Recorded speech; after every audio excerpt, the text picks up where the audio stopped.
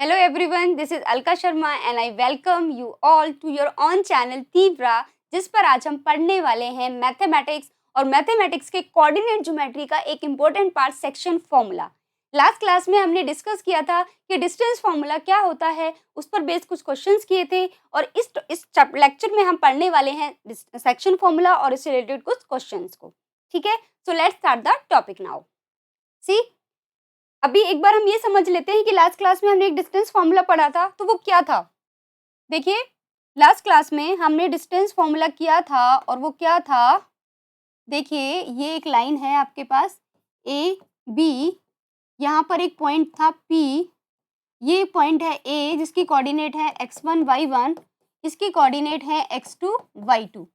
हमने last class में किया था कि भाई इस ए बी की क्या डिस्टेंस होगी। ठीक है, तो हमने पढ़ा था कि ए बी की डिस्टेंस हमारे पास क्या होगी, x1 minus x2 whole square plus y1 minus y2 whole square. ये हमने लास्ट क्लास में पढ़ा था। इस पर बेस कुछ क्वेश्चंस किए थे। कुछ क्या था कि भाई अगर यहाँ पे ओरिजिन पे एक पॉइंट हो तो क्या कोऑर्डिनेट्स होंगी, अगर डिस्टेंस निकालनी है दो पॉइंट्स के बीच, उस पर बेस कुछ क्वेश्चंस किए थे। अब देखो, अब मेरे पास इस सेक्शन फॉर्मूला में क्या है प्रॉब्लम, क्या क्या प्रॉब्लम आती है वो समझते हैं हम।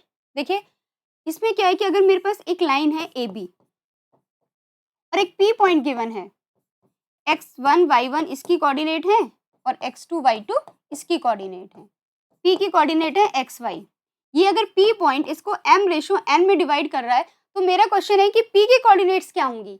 सेक्शन फॉर्मूला क्या कहता है कि इस p की कोऑर्डिनेट्स को आप फाइंड करिए। ठीक है, तो वही हम आज करने के लिए यहाँ पे देखते हैं कैसे करते हैं इसको। अब देखो, p की मुझे कोऑर्डिनेट्स निकालनी है, तो मैं क्या करती हूँ, पहले मैं यहाँ पे एक, ये देखो, प्लेन लेते हैं, 2D प्लेन। यहाँ पे ये x एक्सिस है, ये y एक्सिस है, राइट। एक पॉइंट लिया मैंने यहाँ पे a, यहाँ एक पॉइंट लिया b, यहाँ पे एक पॉइंट लिया p। ठीक है, a पॉइंट है उसकी कोऑर्डिनेट है x1 y1, b पॉइंट है इसकी कोऑर्डिनेट है x2 y2। ठीक है, और जो p पॉइंट है इस p पॉइंट की कोऑर्डिनेट है x एंड y। क्लियर। इस a से हम क्या करते हैं, इस x एक्सिस के ऊपर एक परपेंडिकुलर ड्रॉ करते हैं। ठीक है, इसे नाम दे दिया L। B से x एक्सिस के ऊपर अगेन एक परपेंडिकुलर ड्रॉ किया, उसको नाम दे दिया BM। ठीक है भाई, इस A पॉइंट से हमने BM पर एक परपेंडिकुलर ड्रॉ किया, उसको नाम दे दिया BN। ठीक है, अब इससे भी तो एक परपेंडिकुलर ड्रॉ करेंगे हम। ठीक है, हमने इससे भी एक परपेंडिकुलर ड्रॉ कर दिया और इसको नाम दे दिया यहाँ पे, इट इज सपोज R, है ना। ये हमारे पास हो गया R। इससे एक परपेंडिकुलर ड्रॉ किया था हमने P पॉइंट से, इसे नाम दिया हमने सपोज T, और जो इससे परपेंडिकुलर ड्रॉ करेंगे इससे, ठीक है, इसको हमने नाम दे दिया यहाँ पे, ये है हमारे पास सपोज T हो गया, यहाँ S नाम दे देते हैं इसको। ठीक है भाई, ये हमारे पास हो गया। अब एक बात देखिए, हमने परपेंडिकुलर्स ड्रॉ कर दिए। अब यहाँ पे आपको 2 ट्रायंगल्स दिखाई दे रहे होंगे, एक ये वाला, एक ये वाला, राइट। इनमें आपको कुछ दिख रहा है, ट्रायंगल लेते हैं हम APS एंड ट्रायंगल BPT। ये 2 ट्रायंगल ले लिए, दिस एंड दिस। ठीक है भाई, अब इस ट्रायंगल में अब देखो, ये जो ट्रायंगल APS है वो ट्रायंगल BPT के सिमिलर है। वाई? एंगल क्राइटेरिया से। इसके बारे में हम डिस्कस करेंगे, अलग टॉपिक है ये। ठीक है, अभी के लिए आप इतना समझ लीजिए कि एंगल क्राइटेरिया से ये आपका सिमिलर हो गया। अब देखो, एक प्रॉपर्टी होती है इसकी APS और PBT। क्या प्रॉपर्टी है कि भाई जो इसकी साइड है उनका रेशो इक्वल होता है सारी साइड्स का। साइड्स क्या क्या है मेरे पास, ये देखो। अच्छा, ये रेशो कितना गिवन था, M/N। ये मुझे गिवन है कि M/N गिवन है। तो भाई देखो, यहाँ पे आप ले लो, यहाँ पे PA upon BP is equal to AS upon PT is equal to PS upon BT। ये आ गया मेरे पास। ठीक है, अब एक बात बताओ, PA कितना है M, BP कितना है N, तो ये कितना रेशो हो गया, M/N, M/N। ठीक है भाई, एएस की वैल्यू क्या है, एएस। अच्छा ये बताओ ये डिस्टेंस कितनी है, यहाँ से यहाँ तक कितनी डिस्टेंस है, अगर ये ओरिजिन है तो ये डिस्टेंस है मेरे पास x, ये डिस्टेंस है मेरे पास x1, तो क्या हो गया x माइनस x1। ठीक है, इसी तरीके से pt कितना होगा, pt ये है x2, यहाँ से लेकर यहाँ तक ये x2 है और इतनी डिस्टेंस मुझे चाहिए, ये डिस्टेंस कितनी है भाई x, तो क्या हो गया x2 minus x। Similar way ps कितना होगा, y minus y1 upon y2 minus y। ठीक है भाई, ये आ गया मेरे पास। अब यहाँ से इसमें से हम एक काम करेंगे, ये सपोज 1 है, ये 2 है, इसको नाम दे दिया 3। तो if I consider 1 and 2, consider 1 and 2, what I get, m by n is equal to x minus x1 upon x2 minus x. Now solve it. What will you get? You will get mx2 minus mx is equal to nx minus nx1, right? Now क्या होगा, mx2 plus nx1 is equal to nx plus mx. Now take x common from here, you will get n plus m is equal to mx2 plus nx1. अब मैं इसको क्या लिख सकती हूँ, mx2 plus nx1 divided by m plus n। तो ये किसकी वैल्यू आ गई, x की, ये किसकी वैल्यू है, x।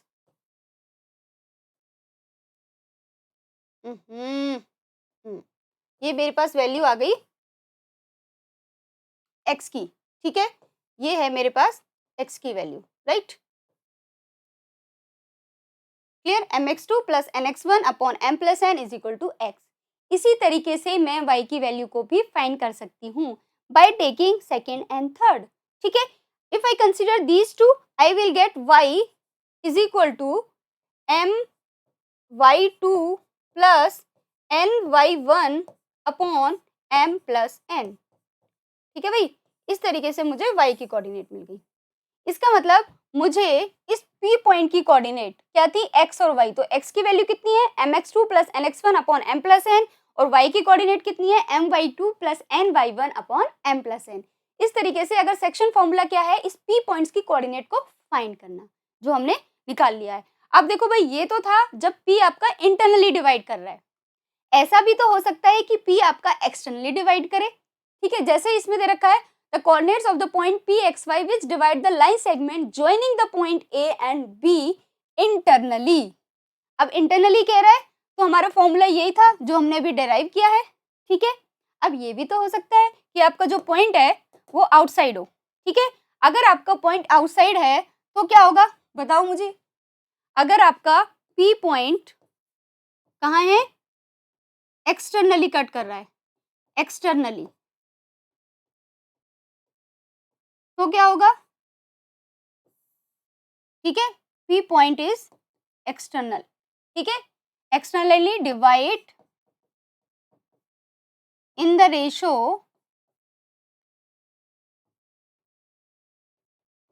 m ratio n। तो आपका फॉर्मूला क्या होगा, मीन टू से ये आपका A है, ये आपका B है और P पॉइंट यहाँ पे कहीं है।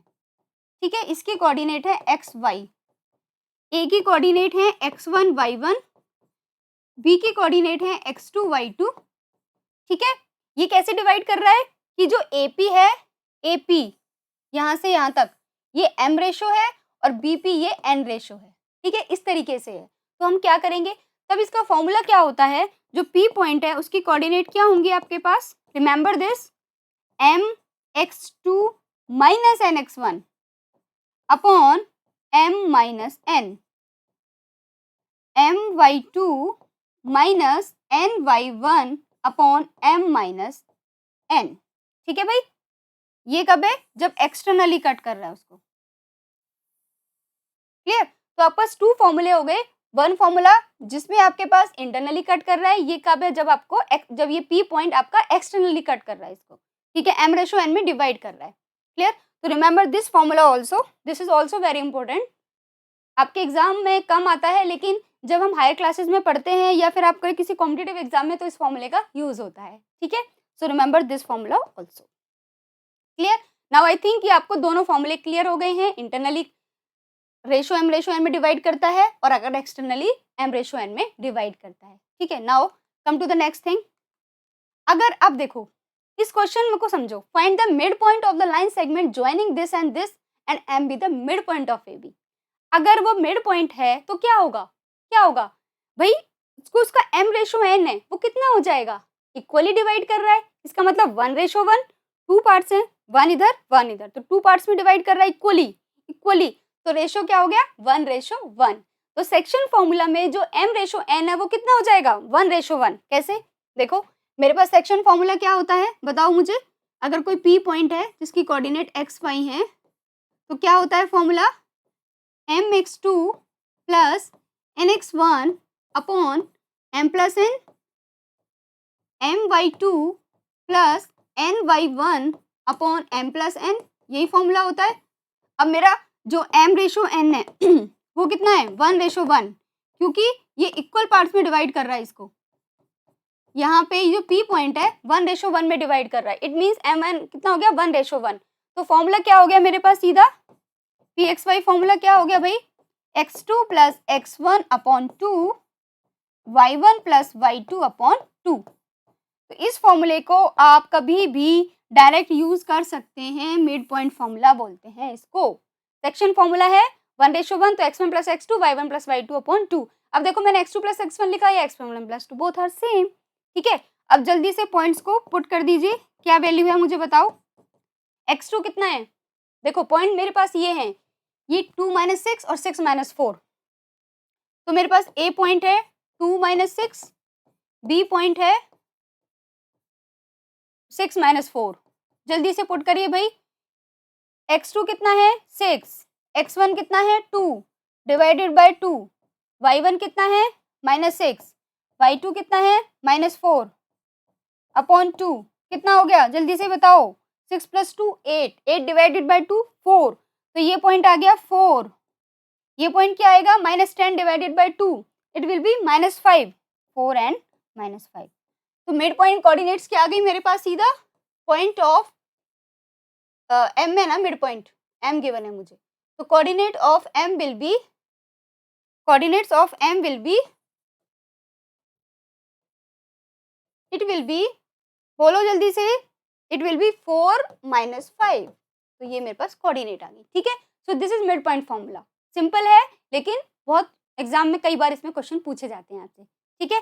नेक्स्ट देखिए, find the coordinate of the point which divide the line segment joining the points this and this in the ratio 3:1 internally। Internally इसका मतलब प्लस फॉर्मूला यूज होगा। मुझे रेशो गिवन है, m रेशो है, मुझे 2 पॉइंट्स गिवन है, मुझे क्या निकालना है, सीधी p की कोऑर्डिनेट्स। मुझे सीधा फॉर्मूला पता है, मैं फॉर्मूले में अप्लाई करूंगी और answer will be there, right. So see what is the formula, I will repeat again, it will be mx2 plus nx1 upon m plus n, my2 plus ny1 upon m plus n। मैं इसलिए लिख रही हूँ क्योंकि internally बोला है, ठीक है भाई।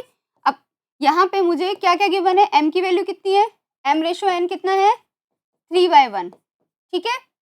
सीधे पॉइंट्स को रखो, ये मुझे गिवन है, और मुझे a पॉइंट कितना गिवन है 4 - 3, और b पॉइंट क्या गिवन है 8 और 5, ठीक है।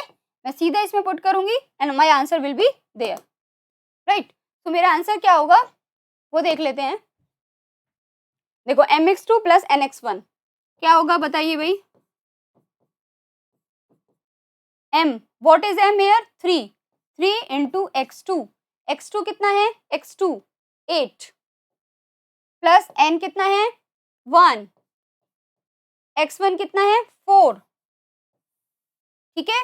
और उसके बाद m प्लस n कितना है 4, सेकेंड वाई एम कितना है मेरे पास 3, y2 कितना है मेरे पास, ये देखिए y2 कितना है 5 प्लस n कितना है 1, y1 कितना है -3 upon m plus n that is 4। तो कितना हो गया 24 और 4 28 divided by 4 that is 7। Now 15 minus 3 12, 12 divided by 4 3, तो पॉइंट क्या आ गए 7 एंड 3। सो मेरे पास p की क्या कोऑर्डिनेट्स आई 7 एंड 3। सिंपल। तो हमने क्या किया, जस्ट हमारे पास रेशो गिवन था, अगर हमें फॉर्मूला याद है तो हम क्वेश्चन को इजीली निकाल सकते हैं। ठीक है, सो रिमेंबर द फॉर्मूला। ठीक है, फॉर्मूला आपको अच्छे से आपके दिमाग के अंदर पड़ा होना चाहिए, जो कभी भी निकल के बाहर आ जाए क्वेश्चन के अकॉर्डिंग। ठीक है, नेक्स्ट देखिए, अब मुझे क्या कहा है, in what ratio does the point divide the line segment joining this and this. अब मुझसे रेशो पूछा है, ठीक है, और मुझे पॉइंट्स गिवन है भाई। ये मुझे एक पॉइंट गिवन है a -6 and 10, another point given है 3 एंड -8, और एक पॉइंट p गिवन है जो इसको डिवाइड करता है, डोंट नो किस रेशो में डिवाइड करता है, लेकिन पॉइंट्स गिवन है मुझे 4 और 6। ठीक है, मुझे पॉइंट गिवन है 4 एंड 6, ये, और ये बी पॉइंट है मेरा। ठीक है, तो मुझे ये रेशो निकालना है, ये m रेशो n है एक्चुअली। ठीक है, मैं क्या करती हूँ, इसको सिंप्लीफाई फॉर्म में करते हैं। वैसे तो हम m रेशो n लेके भी कर सकते हैं, लेकिन मैं m रेशो n के प्लेस पे क्या ले लूँ, k रेशो 1, कोई फर्क नहीं पड़ेगा। क्यों भाई, अगर मैं m रेशो n है तो मैं इसको ऐसे लिख सकती हूँ। ठीक है, सॉरी ये मैंने गलत लिखा, m is not equal to n। मैंने क्या कहा कि m रेशो n है, उसको हम k ले सकते हैं, और 1 रेशो 1, तो ये क्या बन गया k रेशो 1। तो सीधा आपका क्या बना k रेशो 1। तो इससे हम सॉल्व करेंगे तो ये जल्दी सॉल्व हो जाएगा, और आंसर भी आपका बहुत फास्ट आने वाला है। ठीक है, तो अब मेरे पास रेशो है k रेशो 1, तो मैं यहाँ पे m रेशो n के प्लेस पे क्या लेने वाली हूँ, k ratio 1, k and 1। Now see क्या किया मैंने, सीधा फॉर्मूला अप्लाई करो, मैं फॉर्मूला नहीं लिखूंगी इस बार। ठीक है, फॉर्मूला आपको याद होना चाहिए, मैं सीधा आपके सामने यहाँ पे वैल्यूज रखूंगी। तो आपके पास p पॉइंट की कोऑर्डिनेट 4 और -6 है, वो किसके इक्वल होंगी, 3 इंटू के, 3k -6 upon k plus 1। y coordinate will be -8k plus 10 upon k plus 1। ठीक है भाई, ये होंगी मेरे पास।